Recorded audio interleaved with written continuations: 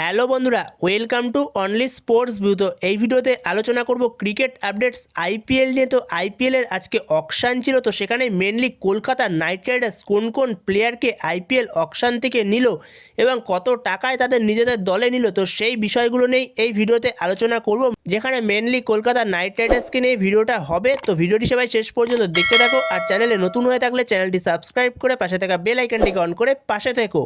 তো সেখানে Kolkata night Riders প্রথম সেটেই একটা চমক দিয়ে দেয়, যেখানে প্রথম সেটেই আসার কথা ছিল ক্যামেরুন গ্রিনের। তো ক্যামেরুন গ্রিন সে প্রথম সেটেই আসে। তো সেখানে কলকাতা নাইট রাইডার্স ক্যামেরুন গ্রিনকে 25 কোটি 20 লক্ষ টাকায় তাদের নিজেদের দলে নিয়ে নেয়, যেখানে প্রথমে বিডটা শুরু করেছিল কলকাতা নাইট রাইডার্স আর রাজস্থান রয়্যালস, যেখানে রাজস্থান রয়্যালস মেবি 13 কোটি অবধি গেছিল, তারপরে রাজস্থান রয়্যালস ছেড়ে দেয়। তো সেখান থেকেই আবারও বিড শুরু করে চেন্নাই সুপার কিংস। তো সেখানে চেন্নাই সুপার কিংস আর কেকেআরের মধ্যে বিড চলতে থাকে। তো সেখানে শেষ পর্যন্ত 25 কোটি অবধি বিড করে সিএসকে, কিন্তু তারপরও সিএসকে নিতে পারে না ক্যামেরুন গ্রিনকে। তো সেখানে 25 কোটি 20 লক্ষ টাকায় শেষ পর্যন্ত সিএসকে হারিয়ে কেকেআর নিয়ে নেয় ক্যামেরুন গ্রিনকে নিজেদের টিমে, যেখানে ক্যামেরুন গ্রিন ফার্স্ট টার্গেট ছিল কেকেআরের এই অকশানে। তো সেখানে ক্যামেরুন গ্রিনকে কলকাতা তুলতে সাকসেসফুল হয়। তো ক্যামেরুন গ্রিন সে 25 কোটি 20 লক্ষ টাকায় কেকেআরে চলে আসলো।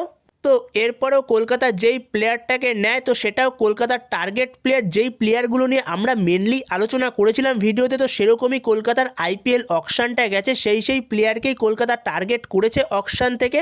তো সেই দ্বিতীয় প্লেয়ারটা হলো মাথিসা পাথিরানা। তো পাথিরানাকে তুলে নেয় শেষ পর্যন্ত কলকাতা নাইট রাইডার্স 18 কোটি টাকায়, যেখানে পাথিরানার জন্য মেনলি বিড করেছিল লখনৌ সুপার জায়ান্ট। তো লখনৌ সুপার জায়ান্ট পাথিরানাকে নেওয়ার পেছনে অনেক ভাবনা চিন্তা করেছে, যেখানে লখনৌ সুপার জায়ান্ট পাথিরানার জন্য শেষ পর্যন্ত 17 কোটি 80 লক্ষ টাকা অবধি গেছিল, কিন্তু তারপরে গিয়ে শেষ পর্যন্ত ছেড়ে দেয় লখনৌ সুপার জায়ান্ট। তো সেখানে 18 কোটি টাকায় নিজেদের টিমে নিয়ে নেয় মাথিসা পাথিরানাকে কেকেআর, যেখানে কেকেআরের জন্য দারুণ একটা ডিল। এই ডিলটা যেখানে কেকেআরের মেনলি যে ডেথ ওভারে একটা অসুবিধা থাকে, তো সেই ডেথ ওভার স্পেশালিস্ট এই মাথিসা পাথিরানা, যেখানে ইডেনের পিচে যে কোনো বোলার মার খায় এখন। তো সেই জায়গাতে একটু ভ্যারাইটি প্রয়োজন, তো সেই ভ্যারাইটি দিতে পারবে এই মাথিসা পাথিরানা।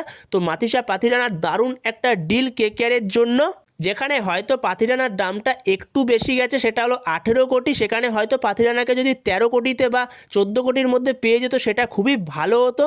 কিন্তু যাই হোক, ক্যামেরুন গ্রিনের দাম আমরা ধরে রেখেছিলাম হয়তো 30 কোটিও যেতে পারে। তো সেখানে 5 কোটি ওখানে বেঁচে গেছে কলকাতা। তো সেখানেরই সেই 5 কোটি কলকাতা পাথিরানার জন্য দিয়েছে। তো সেই জায়গাতে মাথিসা পাথিরানার দারুণ ডিল 18 কোটিতে।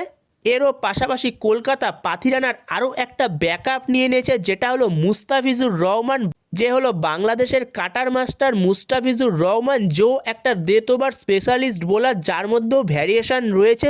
যেখানে মাথিসা পাথিরানা অনেকটা সময় চোটের কারণে ছিটকে যায় অনেক সময়, এবং এর পাশাপাশি সে যদি ভালো ফর্মে না থাকে, তো সেখানে ভালো একটা ব্যাকআপ অপশান এই মুস্তাফিজুর রহমান, যেখানে এমনকি কেকেআর দুজনকে একসাথেও খেলাতে পারে, কিন্তু সেখানে দুজনকে একসাথে খেলাতে পারবে না, যেহেতু 4 জন বিদেশি অ্যালাউ থাকে। তো সেই কারণে একজনকেই খেলাতে হবে। তো সেখানে ফার্স্ট চয়েস অবভিয়াসলি পাথিরানা হবে কলকাতার। তো সেখানে মুস্তাফিজুর রহমান একটা ভালো ব্যাকআপ অপশান কলকাতার জন্য পাথিরানা, যেখানে হয়তো মুস্তাফিজুর রহমানকে 9 কোটি 20 লক্ষ টাকায় কিনেছে, অনেকটাই প্রাইস হাই চলে গেছে, আর একটু কমে যদি পেত সেটা ভালো হতো। কিন্তু যাই হোক, ডিলটা ভালো ডিল, পাথিরানার ভালো একটা ব্যাকআপ এই মুস্তাফিজুর রহমান।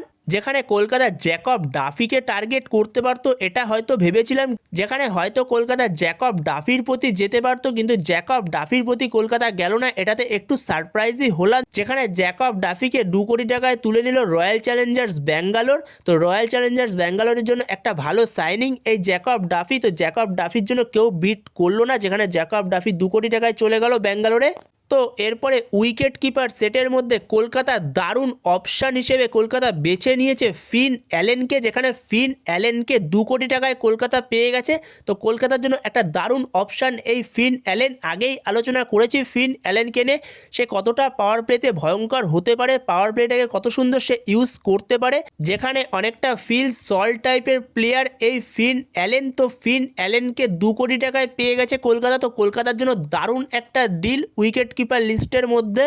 এর পাশাপাশি কলকাতা নাইট রাইডার্স ফিন অ্যালেনের আরও একটা ভালো ব্যাকআপ হিসেবে নিয়েছে রাচিন রবীন্দ্রকে। রাচিন রবীন্দ্র সে হয়তো উইকেট কিপিংটা করতে পারে না, তো সেখানে কলকাতাকে অন্য কাউকে দিয়ে উইকেট কিপিং করাতে হবে। যদি রাচিন রবীন্দ্রকে কোনো কারণে ফিন অ্যালেনের জায়গায় খেলাতে হয়, যেখানে ফিন অ্যালেনই ফার্স্ট চয়েস হবে কলকাতার, সেই জায়গাতে রাচিন রবীন্দ্রও দারুণ একটা অপশান, দারুণ কলকাতা নাইট রাইডার্সের চয়েস, যেখানে 2 কোটি টাকায় পেয়ে গেছে রাচিন রবীন্দ্রকে পরবর্তী সময়। যেখানে প্রথমে আনসোল্ড গেছিল রাচিন রবীন্দ্র, পরবর্তী সময় 2 কোটি টাকায় কলকাতা নিয়ে নেয়। তো কলকাতার জন্য দারুণ বিদেশি চয়েসগুলো হয়েছে এই মরশুমে, দুরন্ত কিছু বিদেশি চয়েস করেছে কলকাতা, যেখানে অন্য বছর কলকাতা অকশানে যেই ভুলগুলো করে সেই ভুলগুলো এই মরশুমে করেনি কলকাতা।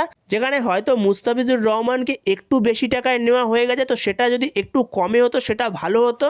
যেখানে রাচিন রবীন্দ্রকে তুমি চাইলে ওপেনিংয়ের পাশাপাশি মিডিল অর্ডারেও ইউজ করতে পারবে। রাচিন রবীন্দ্র এমন একটা প্লেয়ার।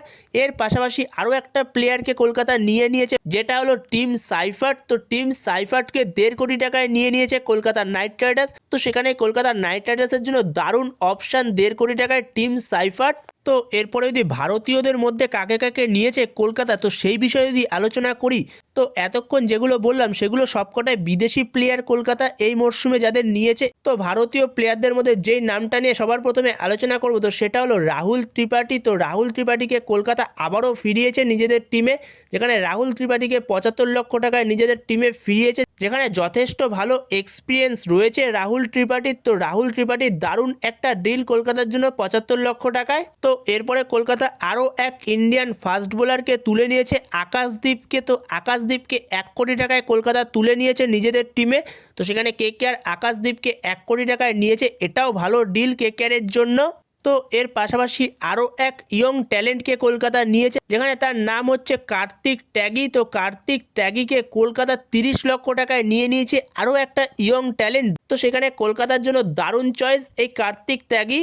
তো এরপরে কলকাতার স্পিনারদের মধ্যে একটা দারুণ ইয়ং স্পিনারকে নিয়ে নিয়েছে, লেগ স্পিনার যার নাম হচ্ছে প্রশান্ত সোলাঙ্কি, যে আগের মরশুমে ছিল চেন্নাই সুপার কিংসকে একজন ইয়ং লেগ স্পিনার। তো দারুণ ডিল কলকাতার জন্য এই একটা ডিলও, যেখানে দারুণ একজন ইয়ং লেগ স্পিনার এই প্রশান্ত সোলাঙ্কি। তো এরপরে কলকাতা পরবর্তী সময় আরও একজন ইন্ডিয়ান ইয়ং ওপেনারকে তুলে নেয়, যার নাম হচ্ছে সার্থক রঞ্জন। তো সার্থক রঞ্জনকে 30 লক্ষ টাকায় পরবর্তী সময়ে কলকাতা তুলে নেয়। তো এটাও কলকাতার জন্য একটা ভালো ডিল। তো এই ছিল আপাতত কলকাতা নাইট রাইডার্সের আইপিএল অকশন এই মরশুমে, যেখানে কলকাতা যাদের যাদের টার্গেট করেছিল তাদেরই প্রায় কলকাতা তুলে নিয়েছে আইপিএল অকশন থেকে। তো সেখানে পুরোটাই তোমাদের সাথে শেয়ার করে দিলাম, কোন প্রাইজে কোন প্লেয়ারকে নিয়েছে কেকেআর। তো তোমাদের এ বিষয়ে কি মতামত অবশ্যই কমেন্ট বক্সে জানিও। তোমাদের কাছে এই মরশুমে কলকাতা নাইট রাইডার্সের অকশন কেমন লাগলো, তো সেই বিষয়ে অবশ্যই তোমাদের মতামত জানাতে ভুলো না, সেটা অবশ্যই কমেন্ট বক্সে জানিও। তো এই ভিডিওতে এই পর্যন্তই। তো এই ভিডিওতে এই আপডেটগুলো নিয়ে আলোচনা করার ছিল। তো ভিডিওটি ভালো লাগলে অবশ্যই লাইক শেয়ার সাবস্ক্রাইব করতে ভুলো না। তো নেক্সট ভিডিওতে দেখা হচ্ছে, ততক্ষণের জন্য বাই বাই।